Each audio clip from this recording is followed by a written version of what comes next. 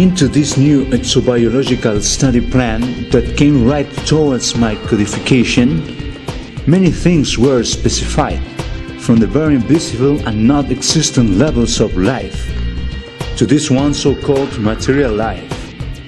We are able to say that life is just an image or a concept about something which ought to be like us.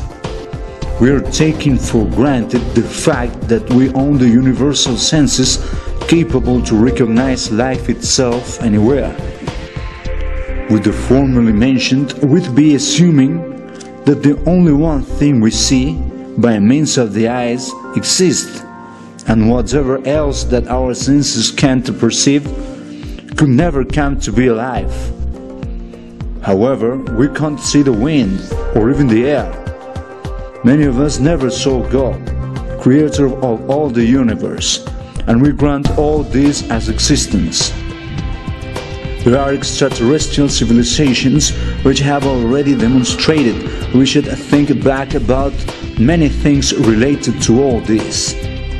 Many of these siblings have never been aware about their unexistence for our beliefs. Let us say, they are not measuring existence with the concept of image perception only for senses. All lives, lines and vibrations have transcended the sight, ears and touch themselves, as well as the restricted thoughts we get. Confederations of invisible beings show us the grasp over the matter they obtained by means of chemical procedures in overpowered time and space. Therefore, they are having no fair reasons why to introduce themselves before the human race, without a fairly worth purpose for their own plans. It is necessary for them to check some mind powers within the consciousnesses of those ones capable to become aware of their existence, thereafter giving them a superior working model. Franko'S Spacio may give the true words that such beings find themselves anywhere and in any time, as much as the fact that they could be standing beside you and you couldn't even figure out about it. All this management goes through the unknown for us as a race, and at the same time it obliges us to accept our limits in pure feelings and humbleness. It happened to me several times, the fact to be able to glance thinking vessels of slighting matter, no much distinctive, at least in unimaginable places. Bus stops, on the core of the streets, at my own home, and most incredible of all, within a supermarket, above people's head, it said. Notwithstanding, nobody is really capable to notice it. Sometimes it looks as though it were only permitted to me to see them, just owing to the perception senses procedures I practiced with myself. With this example, I wish to mean that extraterrestrial non-material technology is capable to do unimaginable things, such as to become noticeable only to some senses, so as to project perfect holograms with proper movements. They can pop into a cell phone, a camera, a lens, a body, the air, etc.